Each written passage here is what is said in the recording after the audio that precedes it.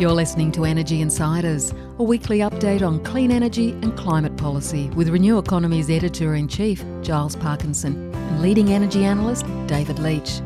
Energy Insiders is brought to you by Janus Electric, enabling freight operators in Australia and overseas to electrify heavy haulage. Energy Insiders is also brought to you by Pylon, helping solar installers and retailers design high-resolution solar proposals in minutes. Hello and welcome to this latest episode of the Energy Insiders podcast. My name is Giles Parkinson. I'm the founder and editor-in-chief of Renew Economy and founder and editor of the EV-focused sister site, The Driven.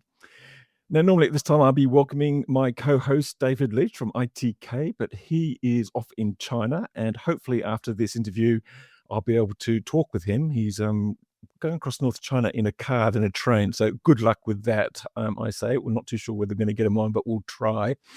One other thing I'd like to say is we'd like to welcome a new sponsor to the podcast, Janus Electric, who joined long-time sponsor Pylon, and we thank them very much for their support for this podcast.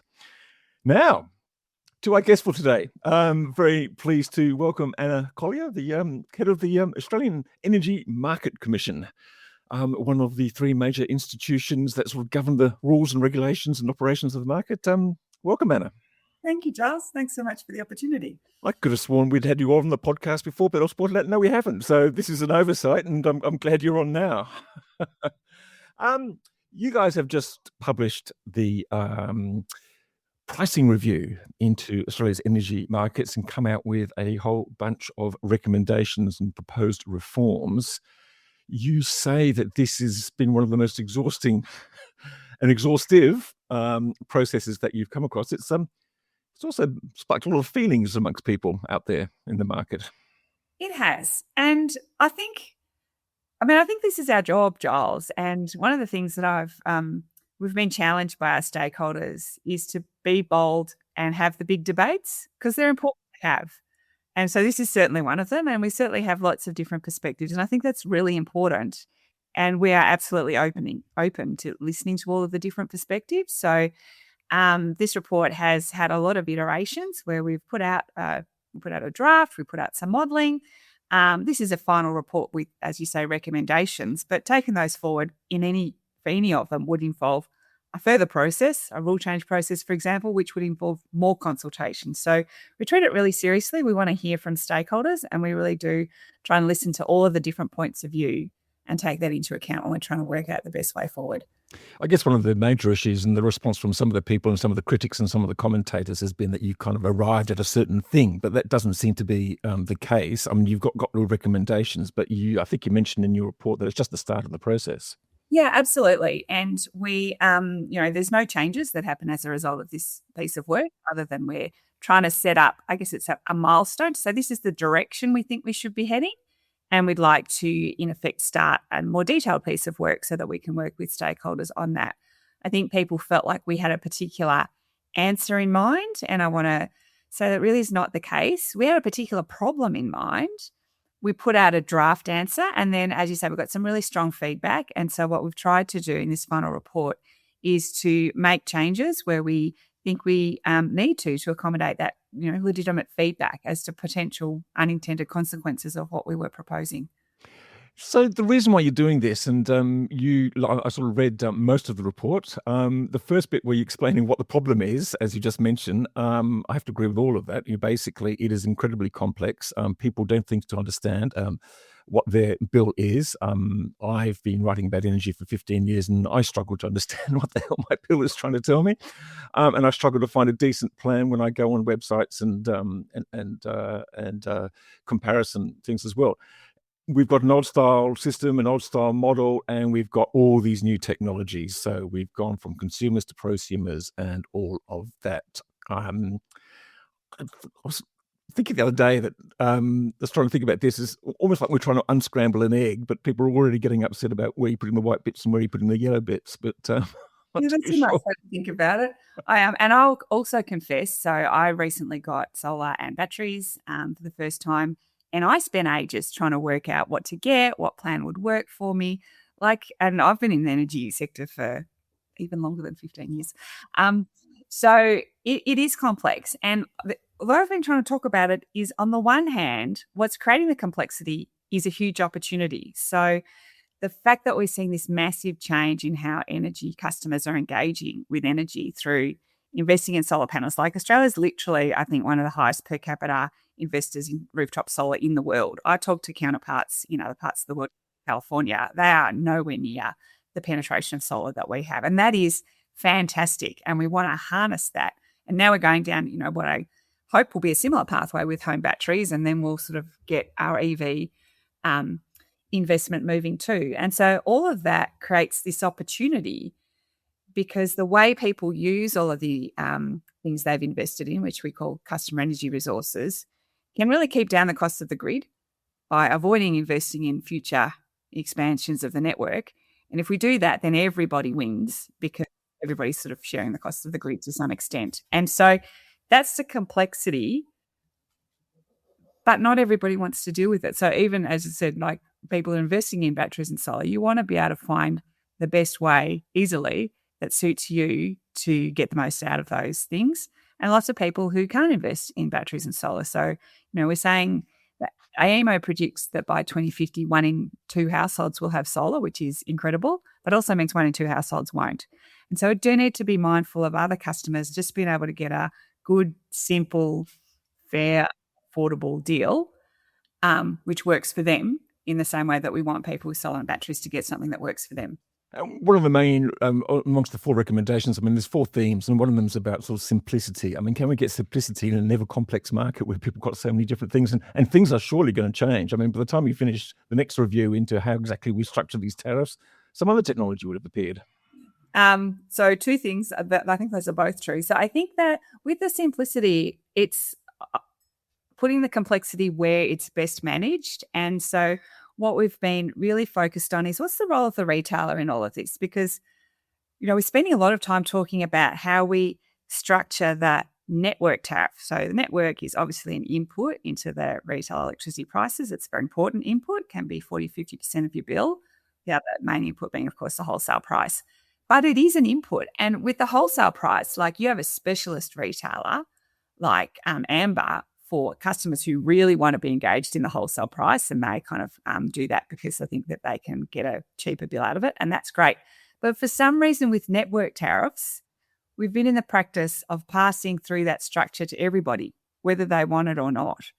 And so the example of this that I keep coming back to was time of use tariffs, peak off peak. And when we were doing smart meter rollout a couple of years ago, we think smart meters is essential infrastructure to now manage getting the best deals for customers and the best out of the grid. But what would happen was, someone would get a smart meter, the network would change the network tariff for that premise to a time of use tariff, and then the retailer would just go, oh, I'm now going to change the retail tariff to a time of use tariff. And they're allowed to do that under the current arrangements. They give 5 days notice, they can change it. And the customer's going, hang on a tick, I didn't realise it was suddenly more expensive between 6 and 8 in the evening. And that's when I use all my energy, and that doesn't work for me. Yes, well, we only found out after we got our first bill, so we didn't even get the 5 days notice. I think that rule came in after we got changed, but there you go. Yes. And so what we did at that time was, we said, in relation to that particular issue, we said, if somebody gets a smart meter, the retailer cannot change their retail tariff without getting their consent. And we said, we're going to come back to this issue and look at it. So that's one of the issues that we're really trying to work on in this pricing review, is to say, we want that.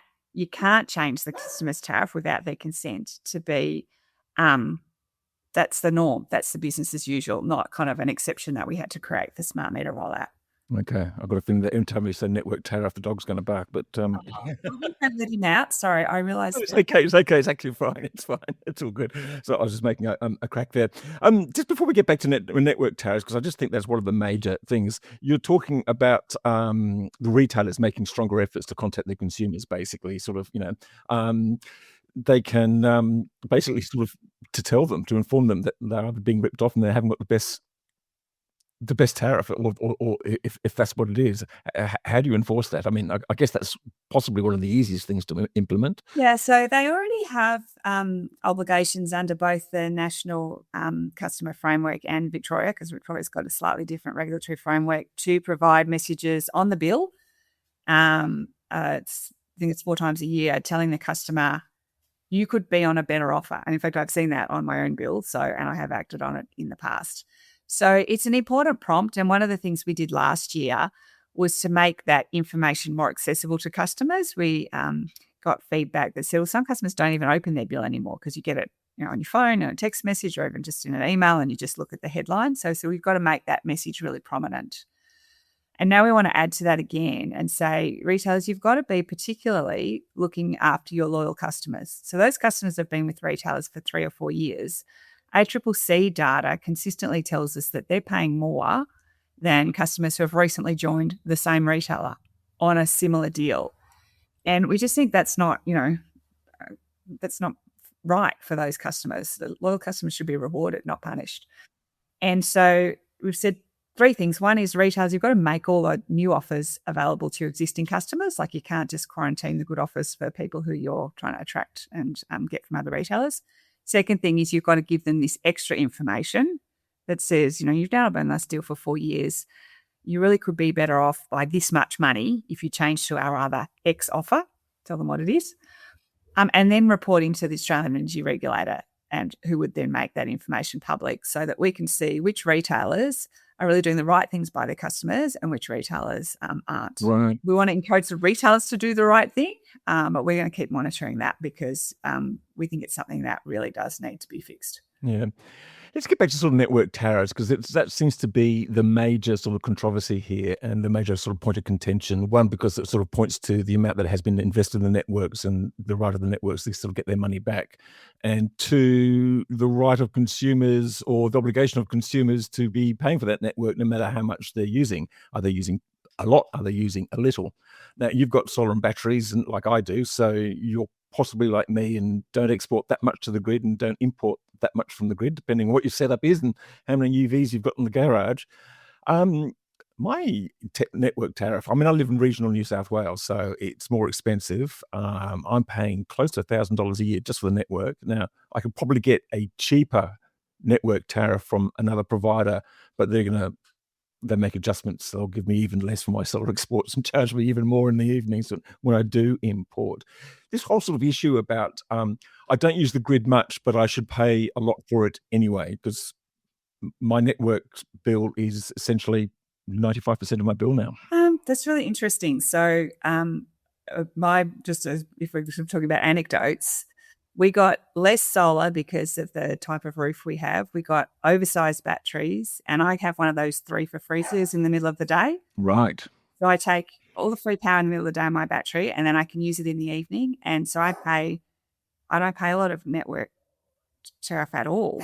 And I do worry how my retailer is going to stay in business, because they're obviously paying a network tariff on my behalf for the stuff that I'm taking off the grid during the day. But I think I'm doing a good thing because it means I'm using up somebody else's solar. Yes, yeah. No, look, I get that. And it's interesting. And people sort of package up the tariffs in a different way. I guess for a lot of people now, we've seen people supersize their rooftop solar systems. They put in pretty big batteries. They're probably not importing or exporting much at all during the day. And I guess that comes out of the question of, if I guess it might come to the point where if I put more solar on the roof, I might go, well, what's the cheaper final battery? Is it the grid? It should be the grid, but maybe it's not going to be the grid. Maybe it's just going to be with battery storage costs coming down. Maybe I take a pig punt. I don't think I'd ever get to that thing because I just couldn't really be bothered with the hassle of doing that. But it is a question of... Yeah. So maybe I just unpack where we got to with our final recommendations a little bit, because I think we're sort of, talking around, is this going to make solar and battery less attractive? And that's not what we want. So I'll just step through the different, objectives that we're trying to resolve. The first thing that we want to do is really make the dynamic part of the tariff more valuable. And that really, it goes to people particularly with batteries. And so I'll give you an example of what I mean by that. So at the moment, you save money with your solar and batteries because you avoid paying a network charge, which is based at the moment mostly on volume. But we think there's more that batteries can do. So during the day, if you live in an area that's got lots of houses with solar, if it's a really strong sunny day and all that solar's pumping out, sometimes the limitation on how much solar you can take is actually the capacity of the grid. And sometimes networks will curtail exports because they say, well, the problem is the technical feasibility of putting all that solar into the grid at the same time. And so there's two kind of answers to that. One is that the network upgrades the grid, so it spends capital, makes it the pipes bigger, basically, so it can take more solar, and then everyone shares the cost in the upgraded grid. So I know we're going to talk about who should bear those costs in a minute, but the other answer to that is that instead of paying to upgrade the grid, you pay people with batteries to take that energy. And so they could actually get not just energy for free, but paid to take energy, because that's effectively providing a network service that is a better way of accommodating the solar than spending money on new expensive network kit. Same thing kind of happens in reverse at the end of the day. So say you live in an area that all the solar goes down, it's still been a hot day, people put their air conditioners on, so there's lots of people drawing off the grid and the grid's running out of capacity. Again, the response traditionally has been they go to the Australian Energy Regulator, they say we need to spend some CapEx in this part of the grid, the regulator approves it, everybody has to share the cost of that upgrade.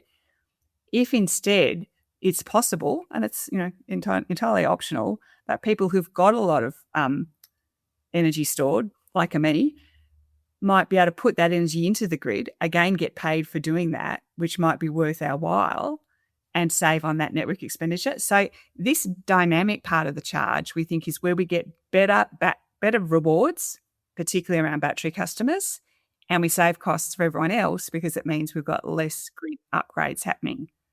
So that's a kind of a part that we think didn't get as much attention, but is a really central part of how we see the huge opportunity by people having invested in batteries and solar. And like EVs is the next thing, right? If we move to grid, you've got massive batteries that people can be doing things with if they want to. I really want to stress it's at people's discretion. How much harder is that, though, the fact that we've got the networks who are not really allowed to talk to the customers, and then we've got the retailers who kind of in the intermediaries who get the privilege of sending them a bill and sort of, confusing them with tariffs. Did at any time when you're looking at this going, look, it would be so much easier if the networks were just allowed to engage with the consumers and just because then they can actually work out what tariffs they need, they can work out what investment they can need, they can probably structure, they can probably come across some formula which rewards their own efficiency. We had I was at a Melbourne Uni thing 2 weeks ago. They had a visiting professor from California who are also grappling with these issues. As I say, they're a little way behind us with the solar panel penetration, but they're still starting to think about these issues and think about how to deal with it. And in California, you have a merged utility, like the network and the retailer are sort of one and the same. And in the same way that our networks are regulated by the AER because they're a natural monopoly, so the AER has to approve tariffs that they set. Same thing for the whole utility in California. So they are setting the tariffs that are charged to customers ultimately. And she was quite envious of the fact that we have this separation between network and retail, because she said what we can see with your retail is that they're being more innovative and they're coming up with more interesting and valuable products for customers. And it's, it's still fledgling here.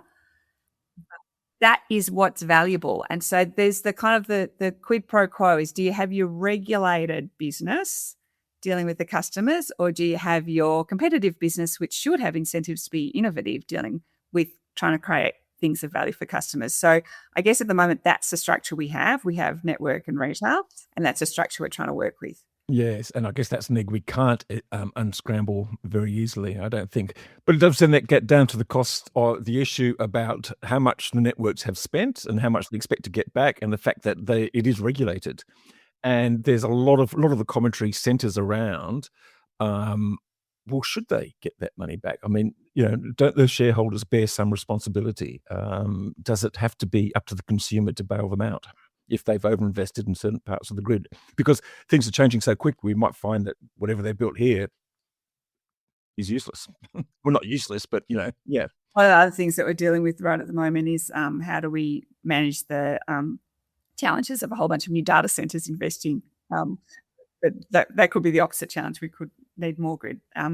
we'll leave that one for the moment. So, so we've certainly heard that this is a intertwined problem with the one that we're looking at, and I think we accept that.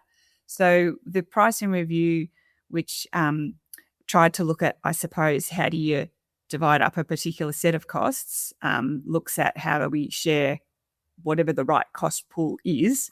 And then we're just about to kick off a companion review, if you like, on electricity network regulation, which will look at that question of, well, how are we regulating those costs to make sure that we keep them as low as possible? Where should the risks sit of things like demand being lower or higher than expected? And how do we get the best out of networks? So I think it's a really important question, and we've sort of been challenged about the timing. And so I think working with the potential next process and the pricing review, we would stage that so that we can do the work under the network regulation review and make sure we have a full understanding of the best approach there so we can bring them together. So I think those were points that were well made.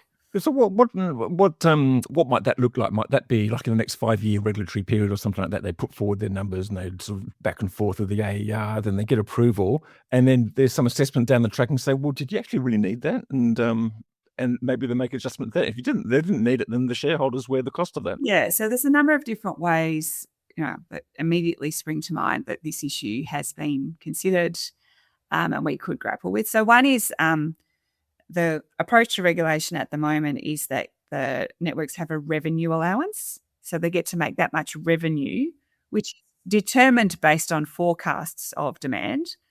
But if demand is over or under, they still get to make that revenue. So they're not taking the volume risk. So in the early days, actually, in Victoria, there was a weighted average price cap. That means the network is taking more volume risk, which means if the demand is lower, they take that risk, but also they get the upside if demand is higher, and they can accommodate that within their existing network. So it's just thinking about all the different pros and cons. The other approach, which I think you've just alluded to, is actually a problem that we're grappling with in the gas networks at the moment. So we've got declining use of the gas distribution networks, and we're trying to work out, well, who's going to bear the cost of those stranded assets. And so we kind of, I think, could translate the thinking that we're doing there into electricity. And one of the tenets of network regulation and network investors is it's low risk, low return. So, their rate of return is set by the regulator. It's set on the basis of a particular risk profile. And so you just need to take into consideration, if you're going to shift the risk profile, does that mean that it's appropriate to shift the reward or return? And so you don't want to end up in a worse world at trying to make it all fit together. It's kind of like your sort of day-to-day tariffs, isn't it? You sort of, you win one end and you lose on the other end. So they still want their money back, and the same amount of money goes out the door. If you could do one thing, I mean, obviously this is an incredibly complex process, and all these things must go for review and discussion and approvals and things like that. If there's one thing that you could do overnight, knowing what you do now, is there something that you do? I think it is that retailers, in fact, I think it's almost the proactivity of retailers in looking after their customers. So even if I couldn't change the network pass-through quickly, or I can't change the retailers managing risk, if retailers were able to identify customers who, in their books, who are most at need of assistance, then I think that goes a long way, because, there's lots of people like you and me, Giles, who, we can manage, we can get a good deal. We've sort of got the resources to do that. And so it's not us that I worry about so much. It's really about the people who aren't in the same category. We do a good job of looking after people once they get into hardship or get into debt. And sometimes it's just too late. So there's another category of people that I think if we could really ensure that those people are getting the best deal for them out of the energy system, that would really go a long way to making a difference. I think into how, there's an issue that we talk about a lot across it, all the people involved in the sector, about trust that's needed for the transition, and people wanting to feel like they can trust that the system's doing the right thing for them. And I feel like that's a particular part of the system that if we could get that right, that would be really a big step forward. So we're not leaving anyone behind in the transition. Yeah, and I think trust is that very elusive quality that it's hard to regain once you've lost it. And I think for a lot of for a lot of people, when they think about their electricity bill, they've kind of lost that trust. Just one final question. You refer quite often to this idea of being like the milk business, like buying a bottle of milk. Can you explain that? Because I know that I used to be, my very first job was delivering milk, and when I used to have to jump off the back of a moving truck, and I had red and green caps and blue caps and goodness knows what else. I used to deliver newspapers when I was growing up as a kid.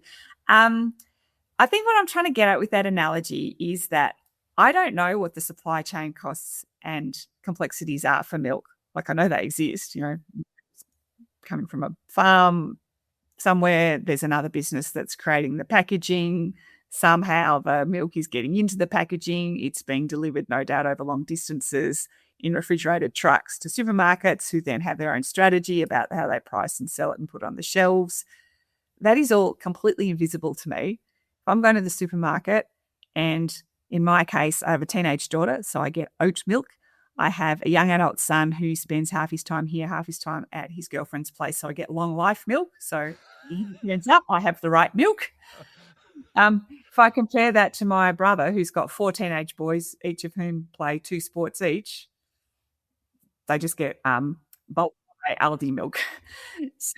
But it's an easy choice, right? You've got different things at a different price, but you don't worry about all those input costs. Somebody else has done that to give you here's a choice that's available to you. And so it's really getting to that sort of, and I know there's lots and lots of, if you're trying to unravel it too far, the analogy doesn't hold. So I accept that. It's really just trying to point out, we spend so much time in the energy sector talking about network costs.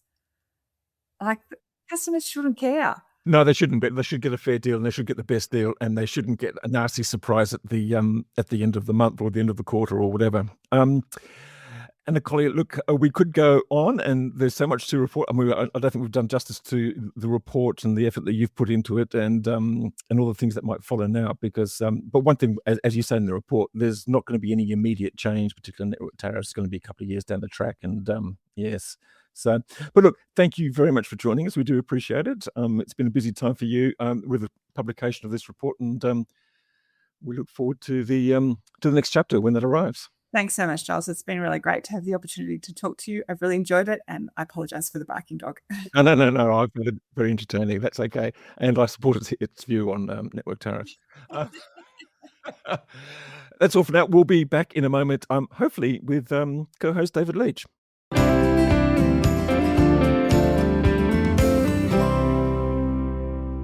You're back with the Energy Insiders podcast with Giles Parkinson, and now David Leitch, ITK principal, has joined us from the back seat of a car somewhere in China. David, I usually ask, I trust you are well. I trust you are well and safe. Giles, I trust all our listeners are also well and survived the State of Origin football results last night. Yes, I'm on the road between Dunhuang and Turpan as part of a Silk Road tour. And it's been very interesting, both from a history, obviously, perspective, which is why we're here, but also because this part of China has a huge amount of renewable energy generation. I think yesterday on our drive, I must have passed a wind farm with perhaps 2,000, 3,000 wind turbines in the Gobi Desert. And it seemed to me nearly as many transmission lines all connected. So there's been a lot to see, but I think back in New South Wales, we've also had the State Electricity Commission has finally announced something. Yes, the State Electricity Corporation. Because armed itself with $1 billion about a year ago. In fact, just over a year ago. Cameron O'Reilly, who headed the health check of the electricity grid in New South Wales, is chairman, and it did say it wanted to make its first investment by the end of last year. So it's interesting. It's taken an extra 6 months to do it and come up with a $100 million investment in what seems to be sort of senior debt in 4 batteries, which are required apparently in some of the load centres. So they're all part on the Ausgrid network. We know the names of 2 of them. But there you go. I've forgotten one It already. doesn't really matter. 4 more batteries. There's so many you'll never remember the names of all of them. And the question I asked Giles is, batteries has been the one part of the market that's been relatively healthy, outside of probably giving Ausgrid a free kick. I really wonder why the state government should be using its $1 billion to invest in batteries, where then basically everyone understands, and I expect the State Electricity Corporation also understands, that it's really the wind farms that needs the leg up, and it's in equity, not in debt. Well, exactly, and that's the question I asked. I said, well, how come you need these batteries now? Because isn't that what your LTESs and your tenders and things like that are supposed to identify? They sort of said, well, no, the ESC is there to sort of identify a reliability gap, so apparently they still think that they need that to be done by 2029. So you've got these 4 batteries. I think 2 of them are going to be in Sydney, so one on the Central Coast and one in Newcastle. I don't know whether it's all about sort of reinforcing the network or the grid there. But you're absolutely right. I mean, why isn't there an equity investment in wind farms? Why isn't there necessarily an equity investment in the pumped hydro project? All the things which are proving hard to get over the line. So the ESC probably sees that one of the things going on is one of the difficulties that's cited for closing Eraring has been the system services that Eraring provides. And particularly, I suppose, with the Waratah battery out, it's not just about the energy. But for me, I would have thought that they could have provided, a part PPA. I mean, they could have maybe provided the $20 or $30 spread that one of these big wind farms needs between what the buyers want and what the sellers want. As far as I can see, reading other reports on Renew Economy this week, some of the wind farm developers want at least $120 a megawatt hour. That's higher than futures prices. It's higher than spot prices. It's that gap that needs to be filled. No, exactly. And look, I think a few people also just sort of said, well, where was the tender for this? With these projects here, because they're all owned by Ausgrid. They're on their network, and people just sort of think, well, this is all just a bit too cozy. Yeah, Charles, I might point out, not that anyone really cares, but the state government actually still owns 49% of Ausgrid. I was about to mention.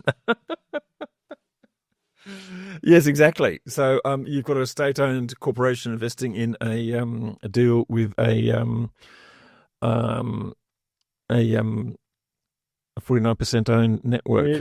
With its brothers, and investing in the cosy little batteries that are anyway, and crowding our private sector investment. However, Giles, we can talk about that. Well, I think the point's been made that it's only the first investment. Hopefully, they can do something more useful going forward.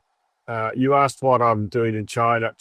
I'm here ahead now of the John Grimes essentially sponsored Smart Energy Tour. It's under a different name now, but he's been running this tour, and we've had him on the podcast before after the tour. That basically showcases all the things that China is doing, particularly historically in solar electrification, because that's where Smart Energy's had its focus. It's never been that interested in wind. And on this particular tour, though, the focus has switched a lot more around to transportation, and we'll be seeing and maybe test driving some Xiaomis. I mean, you need to come to China to do that. They don't sell them, but I saw one in the wild yesterday at being charged. It's a beautiful looking car. I think we're seeing BYD. We're going to see XCMG trucks, which are the same ones that Fortescue are importing. And we're going to be seeing a solar and battery manufacturer for the home battery side of things. And also State Grid, which is the world's biggest electricity company. And honestly, when you see the transmission lines out here, I drove yesterday under 9 pairs of dual circuit transmission lines all running next to each other. I was thinking to myself, if you did that where they put in HumeLink, those guys... they'd go so spare, they'd probably instantly expire. Well, they might well do. It's been, that is pretty fascinating. Paint me a picture of what you're seeing now, David. I'm just kind of interested. What kind of car are you driving in? And do you have a human driving it, or is it autonomous? It's certainly got a human driver.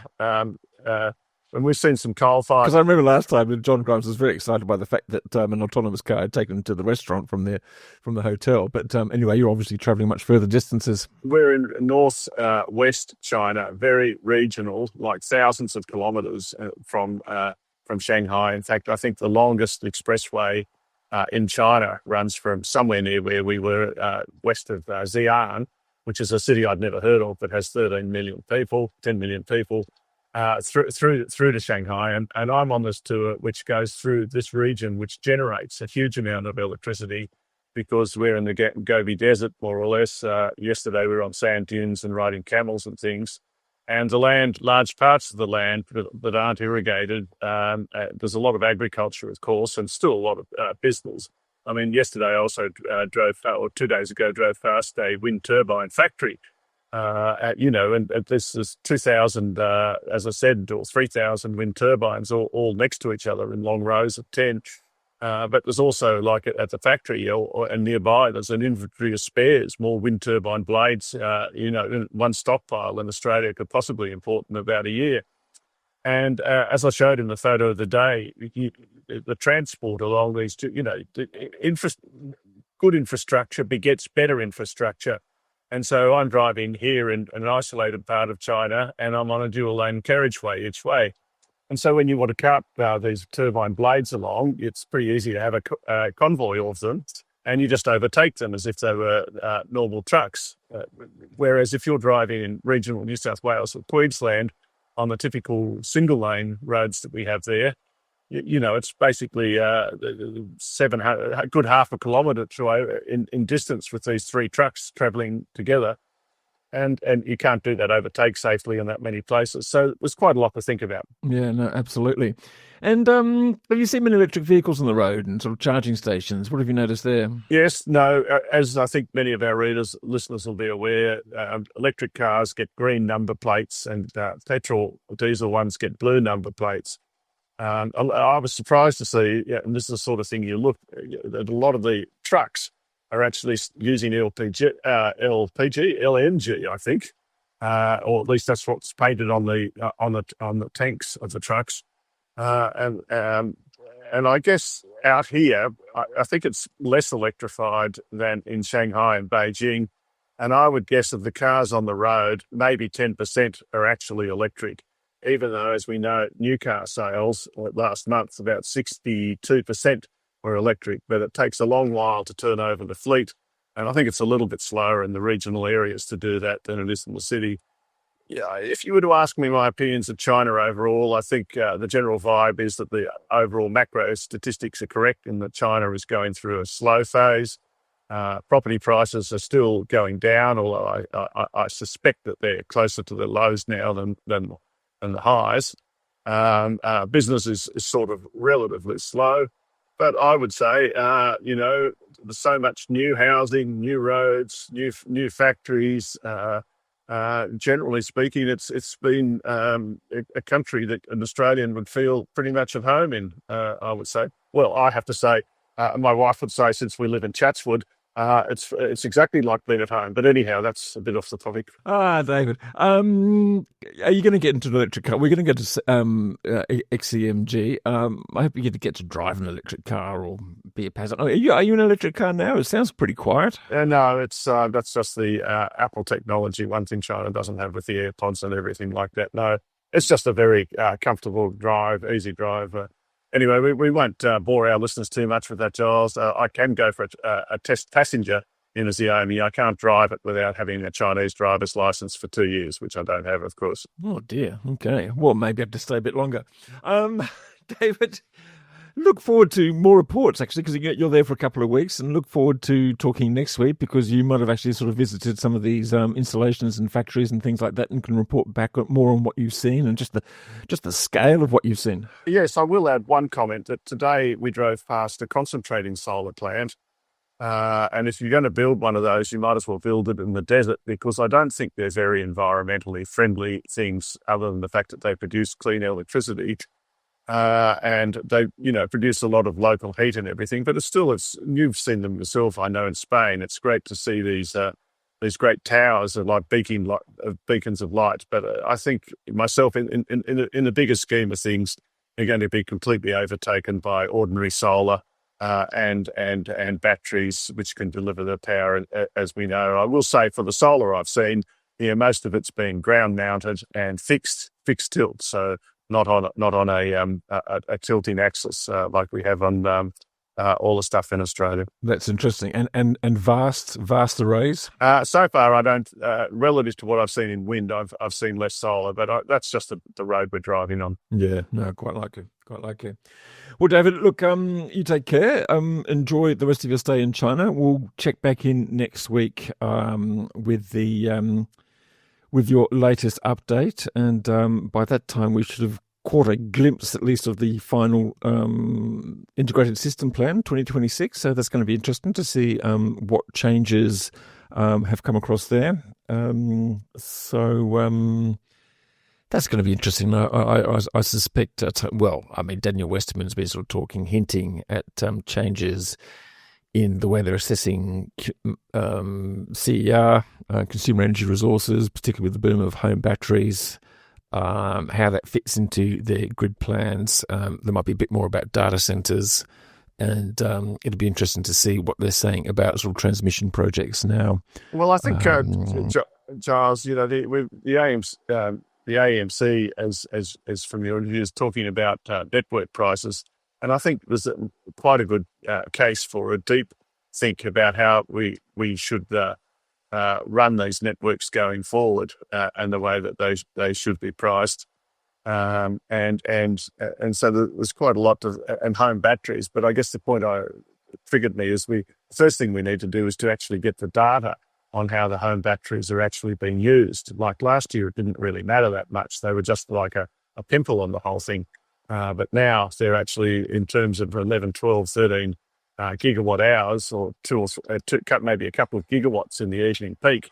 That's something we need. It's maybe it's not. We need some clearer data about that, and I think we could get the networks to actually be providing that data and doing something useful for us for once. Tell us what they see. Exactly. Well, it's going to be interesting to see. David, look, we'll wrap it up there. Thank you very much. Safe trip, safe continuation on your journey. I think you're about to hop into a train once you find a train station a couple of hours away from where you are now. Yes, we're off to Turpan, where I think at least in another month the temperature is probably going to get to 50 degrees. I mean, I think in this part of the world you can see some evidence of climate change already. But again, as a casual visitor, how would I really know? Well, no, I don't know. Yes. And look, Xi'an, I'm actually just sort of Googling it now, but if I remember from my old Chinese studies, it was one of the ancient capitals of the... Look, I can recommend a Silk Road tour if you're interested in doing something. It's very good value for money. I can even recommend you an operator, but I won't on this podcast. They're not sponsoring us.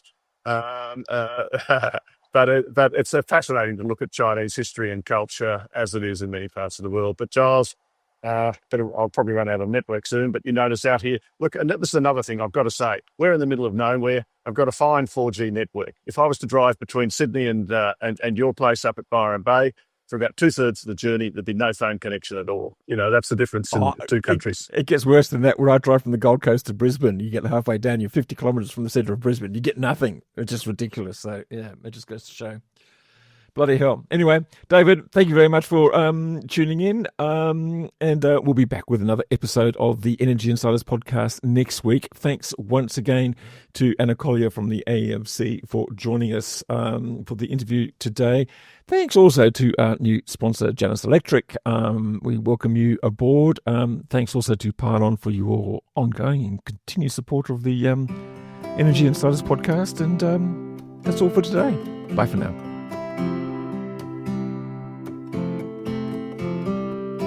Energy Insiders was brought to you by Pylon. Pylon provides easy-to-use solar design software for installers and retailers with pay-as-you-go pricing, no monthly cost and no lock-in contracts. Australia's top solar companies trust Pylon to design high-resolution, CEC-ready solar proposals. Energy Insiders was also brought to you by Janus Electric. By converting existing diesel trucks to electric and supporting them with battery swap infrastructure, Janus is helping freight operators cut emissions, lower fuel and operating costs, and extend the life of their vehicles.